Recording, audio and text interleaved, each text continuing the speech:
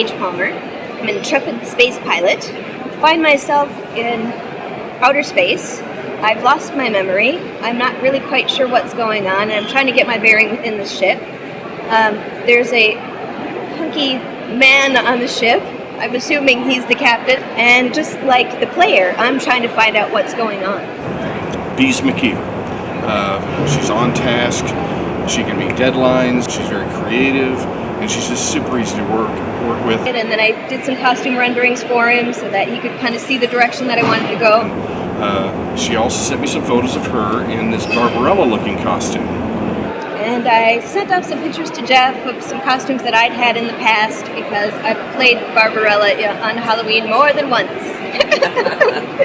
And I love it. One of the things I make fun of with the original Star Trek is, some of the miniskirts and the exploitation of women. I'll never do that. So I started off with that, and he seemed to like it. So my first thought of working within the sci-fi genre was to use some of these ideas from my favorite films and just to have fun with it. I like movies that are really bright and colorful. And then she said, well, I was going to mention, I kind of like the idea that juicy role of the pilot. Would that be available? So here's Bees in the pilot seat now. And so Bees asked me, can I do this kind of in this flavor, this kind of campy thing. I'm a big fan of Barbarella. I'm a big fan of Flash Gordon. Honestly, it's her that kind of started that ball rolling. I was more thinking of going into this in more, space suits and, more of a 2001 A Space Odyssey approach, more Kubrickian, no sound in space. The explosions wouldn't be there. Things would blow up, it'd be silent. And I realized I'm making a movie, not a science film. And that's kind of the direction that I started with. So that's when I thought, what the hell? It doesn't take itself very seriously, and that's what I think makes it so entertaining. And so I let Bees do anything she wanted, and she did, and there's nothing she did that I changed. A big giant heap of bullshit, Jeff. 3 years after I shot my bit, is that I was going to actually have a boyfriend, a person, that the player would be played by someone. And when I shot my part of it, there was none of that. And I had no idea. And I think I based the way that I spoke to an ex-boyfriend. And had I known that my space boyfriend would be Clive Robertson, I think I would have done a much, more salacious job. One thing that was really fun about working on this project was that I got to be reunited with all my Mystery Science Theater people again, and that just felt so good. They hadn't started Cinematic Titanic yet. A number of years that had gone by, and everybody kind of moves off in their own direction. And it facilitated an opportunity for them to work together again. And just the energy of being back together with this group of incredibly funny people. Oh, okay. I'll stay. Try to stay stiff. With you there, I have no problem.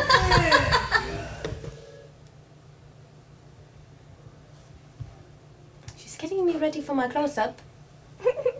We've taken a hit from the destroyer. It was a shot to the cooling tanks and the engines have gone offline. Ross, this isn't going to work. We have no other choice. Trust me. Just get into your sleep chamber. Go! That's everyone but me. One small deviation from our plan, just in case these bastards don't buy into our little deception. Damn, that wasn't too bad. Wasn't too bad. I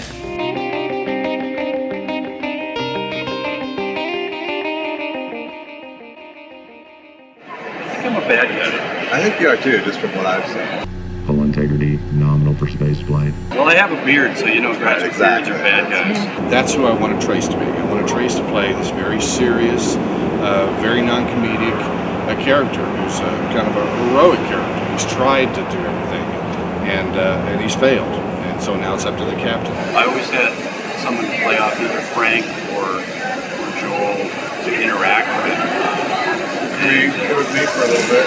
I don't remember you so much. No one does. No. Who are you? Yeah, man. Just an asshole ship captain who flew into a black hole.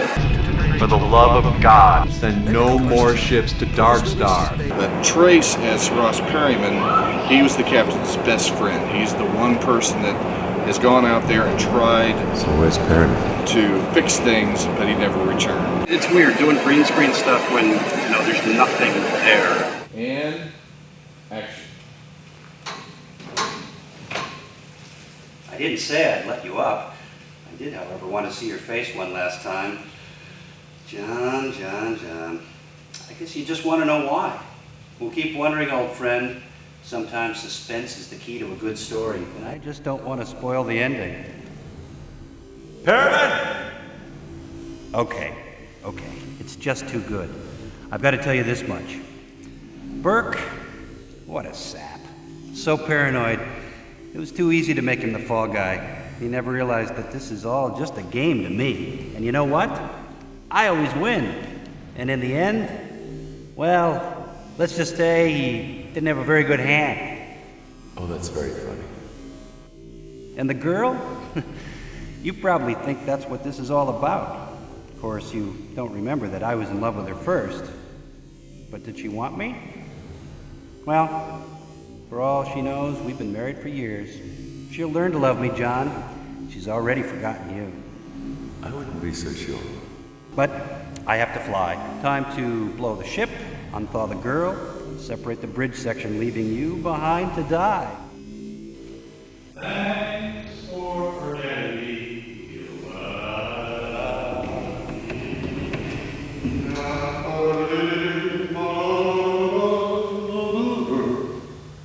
I think that was it. Oh, Excellent.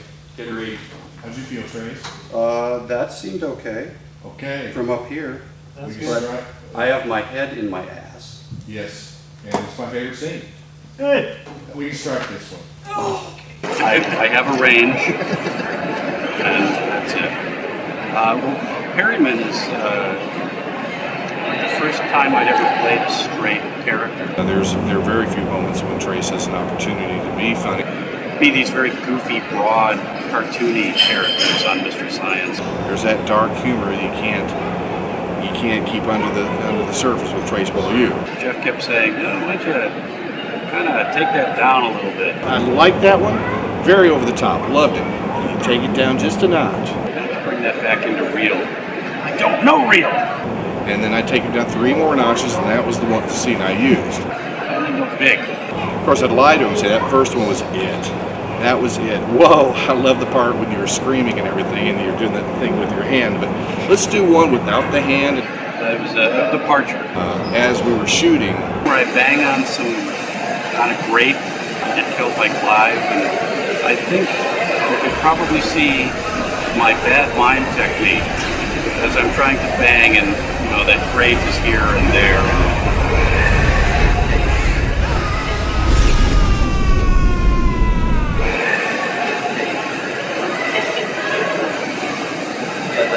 That was the most obscene thing I've ever seen. By the time you make it to the flight deck, engines will be online again.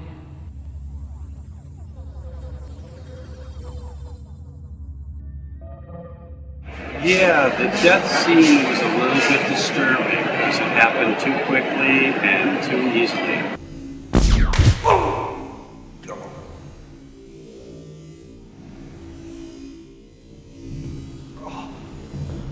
I didn't think you had it in you, John. Join me, old friend, won't you? Perriman, you bastard! Staging sequence activated. Warning. We're in this together from the start, Johnny boy. Let's die together, shall we? Well, in the first draft, you were sodomized by space monkeys, so it's probably better. That was the audition, and that's why I got the part. The next thing I do is Space monkeys. Why do you and Joel keep making me gay? So tell us about the first time you kissed a man in Europe. Like that today. You're the one who said you never played a straight part. No, he meant straight as in... Oh, I see. Well, let's start. Chiron. Chiron, how old am I? Let's get the tintype out to telegraph that one on.